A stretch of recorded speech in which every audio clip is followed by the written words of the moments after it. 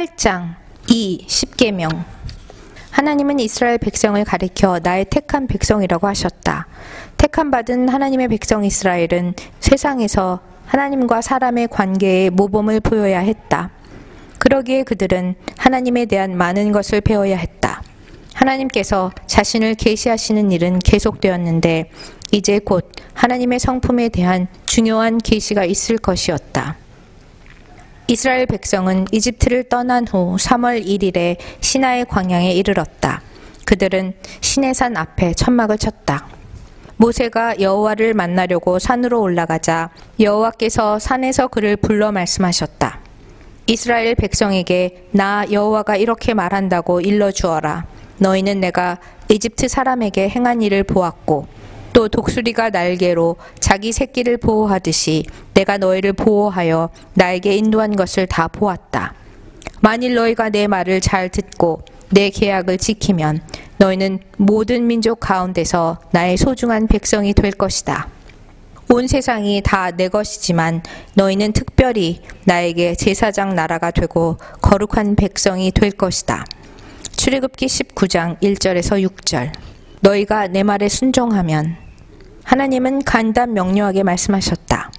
너희가 내 말에 순종하면 나는 너희를 받아주겠고 또 너희는 다른 모든 나라에서 내가 누구인지 알게 하리라. 한 가지 조건이 큰 표어처럼 걸려 있었다. 너희가 내 말에 순종하면. 여태까지 하나님 앞에서 행한 이스라엘의 성적표를 보면 아주 형편없었다.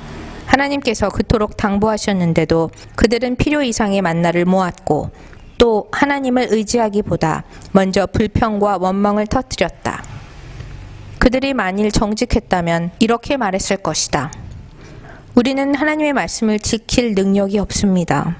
거룩하신 하나님 앞에서 우리는 그저 죄인일 뿐입니다. 만일 우리에게 거룩한 백성이 되기를 기대하신다면, 그리고 하나님 말씀을 지켜야 우리를 받아주신다면 우리는 도저히 가망이 없습니다. 문제 없습니다. 모세가 온 백성을 소집하여 하나님의 말씀에 대한 그들의 반응을 묻자 모든 백성이 소리를 높여 한 목소리로 대답했다. 백성이 일제히 여호와께서 명령하신 것을 우리가 그대로 실천하겠습니다 하고 대답하였다. 출애굽기 19장 8절. 그들은 하나같이 대답했다. 물론입니다. 하나님께서 무엇을 요구하시든지 우리는 다 하겠습니다. 우리는 훌륭한 제사장 나라가 되겠습니다. 거룩한 백성이 되는 것도 문제 없습니다. 하나님께서 이제껏 보신 나라들 중에서 가장 의로운 나라가 되겠습니다. 우리는 할 수 있습니다. 물론 이것은 약간 꾸며본 것이지만 적어도 그 상황만은 분명히 그러했다. 사실을 말하자면 그때 이스라엘 사람들은 거룩함이나 의로움에 대해 아직 충분히 이해하지 못하고 있었다. 하나님께서 이 부분을 자세히 설명해 주셨다. 시청각 교육. 하나님의 가르침은 시청각 교육으로 시작되었다. 주께서 모세에게 말씀하셨다. 너는 백성에게로 가서 오늘과 내일 이틀 동안 그들을 성결하게 하여라. 그들이 옷을 빨아 입고서 셋째 날을 맞이할 준비를 하게 하여라. 바로 이 셋째 날에 나 주가 온 백성이 보는 가운데서 시내산에 내려가겠다. 출애굽기 19장 10절 11절. 하나님은 모세에게 백성들로 하여금 거룩히 하라. 곧 구별되어 있으라고 말씀하셨다. 이 말씀의 현장은 이스라엘로 하여금 죄에 접촉하지 말아야 함을 깨닫게 해주시는 생생한 시청각 교육 그 자체였다. 옷을 깨끗이 하는 일은 하나님 앞에서 성결함, 즉 영적 순결이 필요함을 말한다. 이스라엘이 하나님께 나아올 때 영적 순결이 중요한 것임을 다시 일깨워 주셨다. 하나님의 시청각 교육은 계속되었다. 하나님께서 모세에게 말씀하셨다.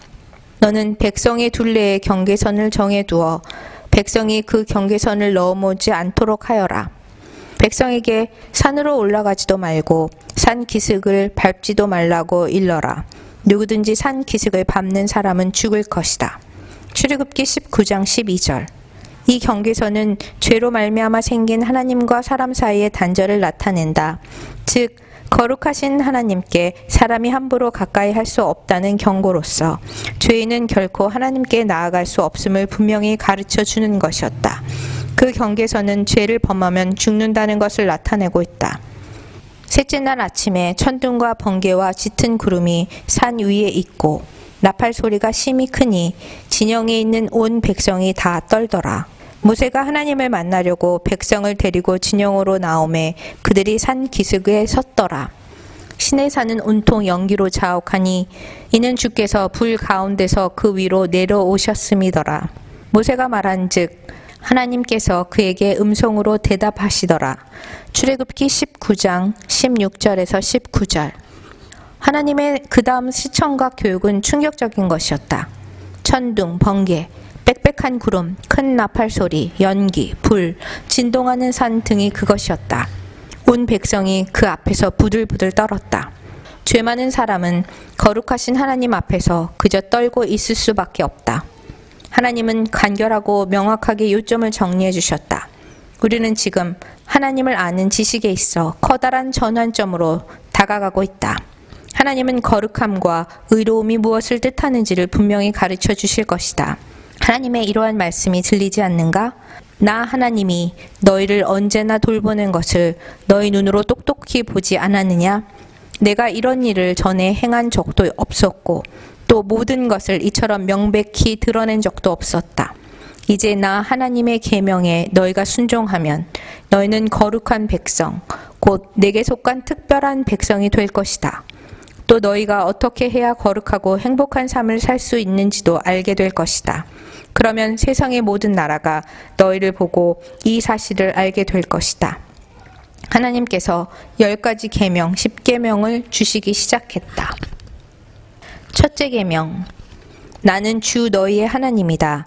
너희는 내 앞에서 다른 신을 섬기지 못한다.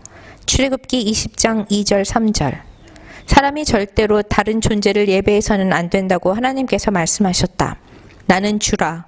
나 외에는 다른 이가 없으며 나 외에는 신이 없느니라. 이사야 45장 5절. 영광을 받으셔야 할 분은 오직 하나님 한 분이시다. 어떤 신을 선택했느냐가 아니라 참 하나님 한 분만을 믿느냐 안 믿느냐가 문제의 본질이다. 누구든지 의롭게 되기를 갈망한다면 오직 유일하신 하나님을 믿어야 한다. 일반적으로 무신론자들은 자신이 아무런 신도 섬기고 있지 않고 있으므로 결과적으로 이 계명을 잘 지키는 것이 아니냐고 말하기도 한다. 그러나 이 계명이 함축하는 의미는 이러하다. 돈이나 지위, 외모, 직장, 가정 또는 자기 자신일지라도 그것을 하나님보다 더 중요한 대상으로 여겼다면 그 사람은 바로 이 계명을 어긴 것이다. 둘째 계명, 너는 너를 위하여 어떤 새긴 형상도 만들지 말고 또 위로 하늘에 있는 것이나 아래로 땅에 있는 것이나 땅 아래 물속에 있는 것의 어떤 모습이든지 만들지 말며 그것들에게 절하지 말고 그것들을 섬기지 말라. 출애굽기 20장 4절 5절. 첫째 계명에서는 하나님 외에 다른 신을 섬기지 말라고 하셨고 둘째 계명에서는 어떤 신이나 사람이나 물건의 형상을 만들어 경배하지 말라고 하셨다. 하나님은 자신을 상징하는 형상이나 조각이나 그림에게 경배하는 것을 원하지 않으신다. 원래 하나님은 영이심으로 눈에 보이는 형체가 없으시다. 하나님을 상징한다는 형상은 단지 사람의 생각에서 나온 것일 뿐이다. 사람의 생각으로 만든 형상은 그것이 무엇이든 간에 경배할 가치가 없다. 오직 참 되신 하나님 한 분만이 우리가 경배할 대상이다. 나는 여호와다. 이것이 내 이름이다. 나는 내 영광을 다른 것에게 주지 않겠고 내가 받을 찬양을 우상들에게 받게 하지 않겠다. 이사야 42장 8절. 하나님 앞에 거룩해지기 위한 또 다른 조건은 어떤 신이나 피조물의 조각이나 그림 등의 형상에 절하지 말아야 하는 것이다. 셋째 계명, 나 여호와 너의 하나님의 이름을 함부로 부르지 마라. 나 여호와는 나의 이름을 함부로 부르는 사람을 죄 없다고 하지 않을 것이다. 출애굽기 20장 7절.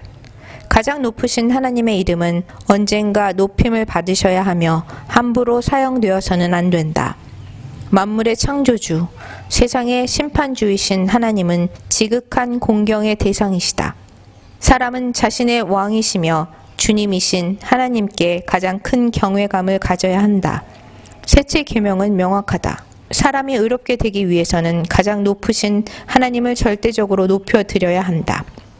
현대 사회의 문화에서는 하나님에 대한 무례함이 넓게 퍼져 있다. 정치 연설에서, 상업 광고에서, 영화 포스터에서, TV의 개그에서 하나님의 이름을 저속하게 인용하는 경우가 많다.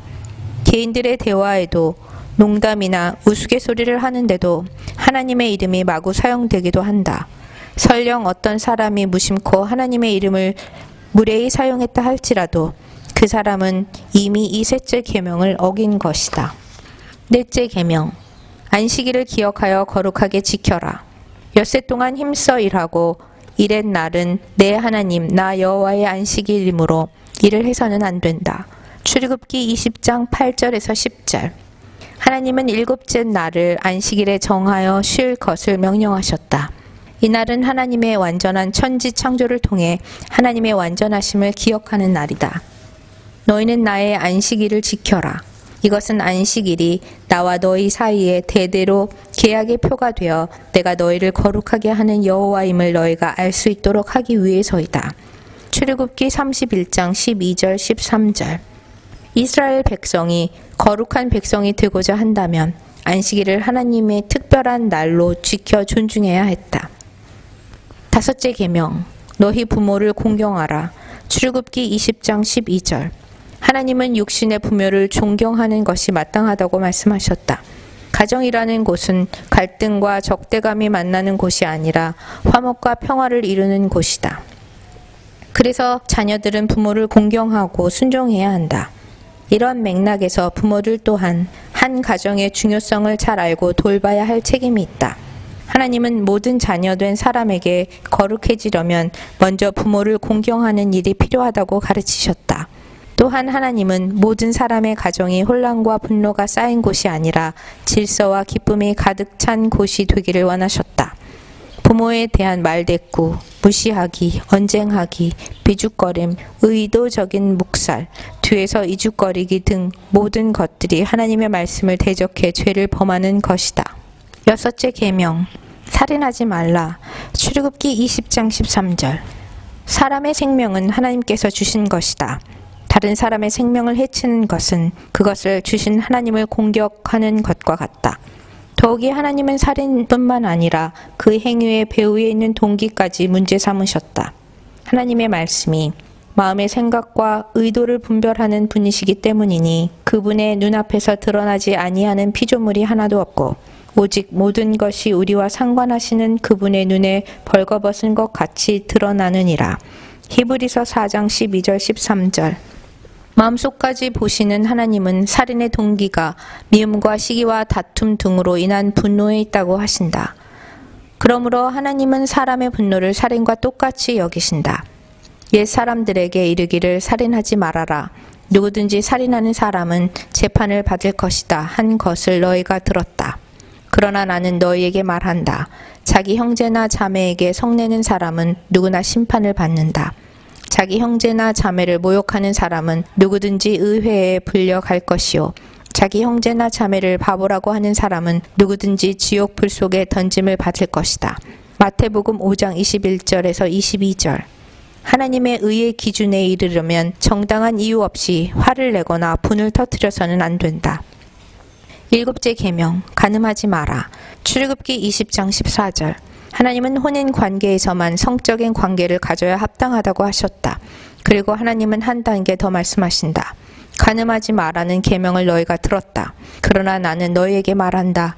누구든지 음란한 생각으로 여자를 바라보는 사람은 이미 마음속으로 그 여자를 간음한 것이다. 마태복음 5장 27절 28절. 자신과 혼인 관계에 있지 않은 사람에 대한 성적 욕구를 갖고 바라보는 일 역시 이 계명을 어긴 것이다. 거룩한 백성이 되려면 순결한 행동뿐만 아니라 순결한 마음까지 지키고 있어야 한다. 하나님은 사람의 마음속을 보시며 언제 그 죄악의 생각을 시작했는지도 아신다. 여덟째 계명, 도둑질하지 말라. 출애굽기 20장 15절. 하나님은 무단히 남의 소유를 취하는 일을 용납하지 않으신다. 하나님은 만물의 소유주로서 각 사람에게 소유할 권한을 나눠주셨다. 도둑질하는 것은 하나님의 절대적 권한에 대한 도전이며 불순종이다. 도둑질한 자는 절대로 의로운 사람이 될 수 없다. 도둑질에는 물론 사기도 포함된다. 시험 볼 때 컨닝, 표절, 세금의 탈세 등도 포함된다. 아홉째 계명. 내 이웃에 대하여 거짓 증거하지 말라. 출애굽기 20장 16절. 사람은 정직해야 한다. 하나님은 속임수와는 일체 상관이 없으시다. 우리는 사탄이 모든 거짓말의 원조이며 사탄은 속이는 자라는 것을 이미 알고 있다. 하나님은 그와 정반대이시다. 하나님의 속성에서 나온 진실을 우리는 진리라고 부른다. 하나님은 거짓이 없으신 하나님이시다. 디도서 1장 2절. 하나님께서 무슨 말씀을 하시든지 우리는 그 말씀을 믿고 신뢰할 수 있다. 하나님께서는 결코 거짓으로 약속하지 않으시며 거짓 맹세도 하지 않으시기 때문이다. 왜냐하면 하나님은 거짓말을 하실 수 없기 때문이다. 히브리서 6장 18절. 모든 거짓말은 진실하신 하나님께 무례와 모욕이 된다. 거짓을 말하는 것은 모든 거짓의 아비인 사탄의 의도를 따르는 것이다. 음모, 비방, 중상, 쑥덕거림 등의 모든 거짓말은 하나님의 계명을 거역하는 죄다. 열째 계명. 이웃집을 탐내지 말라. 이웃의 아내나 남종이나 여종이나 소와 낙이나 그 밖에 이웃의 어떠한 것도 탐내지 마라. 출애굽기 20장 17절. 누구든지 다른 사람의 소유나 능력이나 외모나 그 밖에 어떤 소유물이라도 탐내지 말아야 한다. 탐심의 뿌리는 교만에 있다. 사탄은 하나님의 자리를 탐내면서 내가 지극히 높은 자와 같이 되리라고 했다. 탐내고 시기하는 것은 죄이므로 하나님께서 절대로 용서하지 않는다. 탐심은 바로 사탄의 교만이 밖으로 드러난 것이었다. 우리 사회의 많은 곳에서 하나님의 계명에 도전하는 모습을 볼 수 있다. 때로는 그것이 매우 교묘하게 이루어지기도 한다. 사람들마다 더 높은 자리에 올라가기 위해 자기 자신을 꾸며 위장한다. 그러면서 자기는 그럴 만한 가치가 있다고 억지를 부리며 자신의 탐욕을 스스로 합리화하기도 한다. 그것은 사람의 교만이 또 다른 범죄이기 때문이다. 이제는 알겠다. 하나님은 십계명을 돌판에 새겨주셨다. 이 돌판은 하나님의 법은 절대 변하지 않는다는 표현이기도 했다. 세상에서는 다른 사람을 속이는 정도는 그다지 큰 문제가 아니라고 생각하기도 한다. 그러나 율법은 한 번도 약화되거나 변한 적이 없다. 그런 안일한 생각 자체가 큰 잘못인 것이다.